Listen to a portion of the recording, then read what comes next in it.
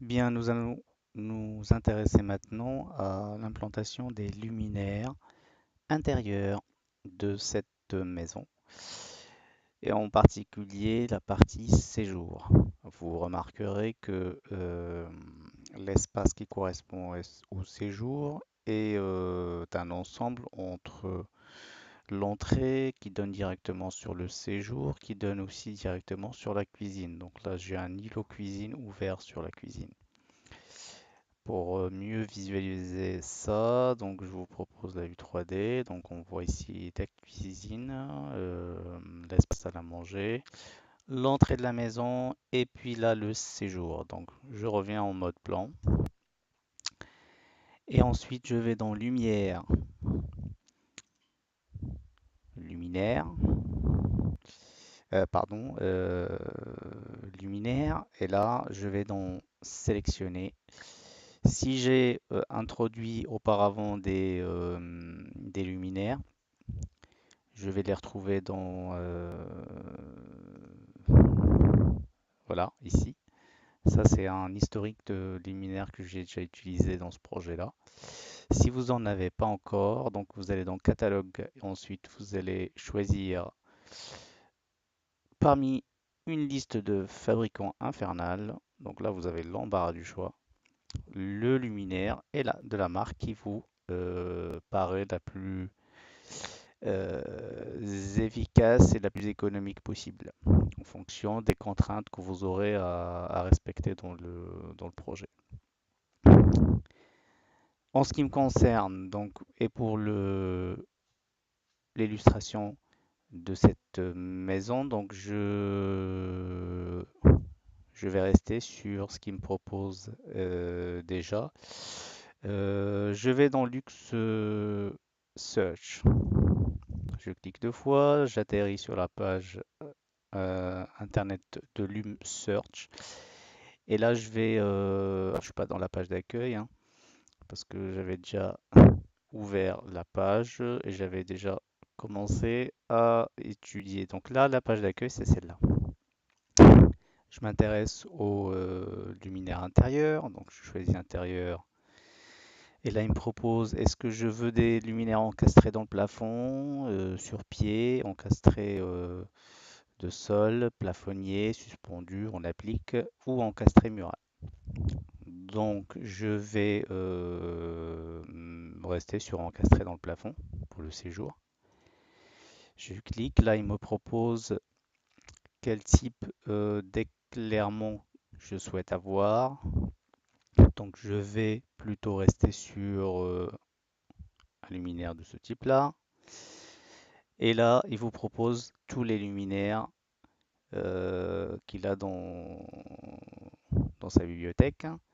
Il vous faut faire un choix en fonction donc de la puissance, du prix et des contraintes que vous devez respecter en termes d'éclairement. Donc là, je suis dans un séjour, je suis dans un logement. Il faut que je regarde la réglementation. La réglementation, elle m'impose de respecter pour le séjour un éclairement entre 50 et 200. Pour ce qui est de la lecture, donc si je suis assis sur un fauteuil, je veux faire de la lecture, il me faut quand même de 300 lux. Donc on va prendre ça, cette référence-là, comme l'éclairement minimal à avoir dans le séjour. Donc je reviens sur mon séjour. Et alors, donc, j'essaie de trouver donc un luminaire. Alors, ce luminaire ne me convient pas pour un séjour, un salon. C'est plutôt utilisé dans les. Je vois plus ce type de luminaire dans une salle de classe, un bureau. Donc je vais essayer de regarder pour trouver quelque chose qui peut paraître esthétiquement pas mal au niveau du séjour. Donc je vais regarder là. Je suis toujours dans Dédale.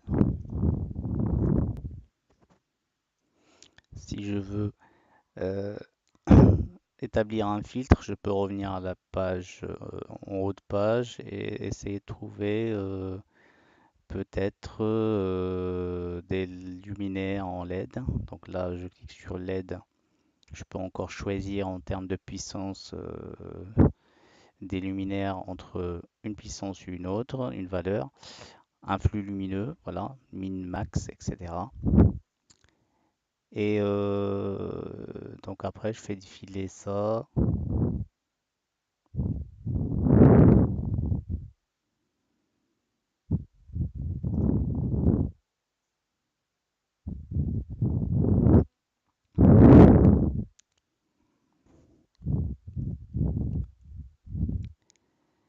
EasyLux.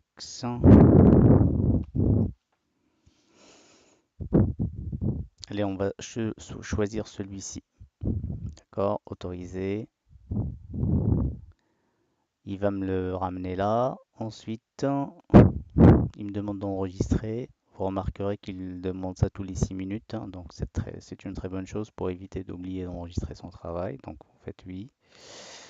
Alors, quand vous implantez vos luminaires, alors vous avez plusieurs types d'implantation. Soit vous disposez ça de façon rectangulaire, soit en une seule ligne, soit vous choisissez une disposition automatique en fonction de l'espace. Donc là, moi, je vais vous montrer disposition polygonale. Pourquoi? Parce que mon séjour, il a une forme ouverte, à cheval sur l'entrée et la cuisine. Donc, je choisis donc polygonale. Je pars d'ici, je fais ça, ça, ça, ça, et je m'arrête là et je fais fermer. Et là, qu'est-ce qui se passe? Il m'introduit déjà des luminaires que je peux augmenter en rajoutant. Là, il m'a introduit 4 luminaires sur l'abscisse X et 2 sur Y. Donc, je peux changer ça. Et alors, ce qui est intéressant, c'est que là, regardez, il me dit l'objectif, c'est de respecter 500 lux. Comme moi, sur un séjour, on avait regardé ensemble qu'il faut mettre minimum 300. Donc je peux introduire déjà la valeur que je dois respecter. Je clique, là il m'ajuste le nombre de luminaires. Donc là pour lui, ces 4 luminaires suffisent pour avoir 300 lux dans le séjour. Et ensuite, je fais un test. Je lance le calcul pour avoir l'éclairement. Il est en train de calculer en l'éclairement. Donc vous pouvez suivre en temps réel ce qui se passe ici. Voilà, vient de terminer les calculs. Donc là, je dispose de 300 lux dans la partie centrale du séjour, 250, et puis dans les extrémités, j'ai 100. Pour avoir plus de détails, vous allez dans la fenêtre à droite, vous cliquez là, ici, et vous allez dans séjour, et vous cochez, vous cliquez sur la flèche pour avoir la moyenne. Alors le logiciel, il vous dit par défaut que ça doit être supérieur à 500, mais vous auparavant, vous avez paramétrer la valeur minimale de 300 pour le séjour. Donc là, c'est une moyenne, sachant que dans les extrémités, on n'a pas besoin forcément de 300 lux. Donc soit on se dit ça me convient ce résultat, soit je change les luminaires, ou soit je rajoute un luminaire de plus pour avoir 300 lux si je le souhaite pour éclairer toutes les extrémités de mon séjour. La vue en 3D, ça donne ça.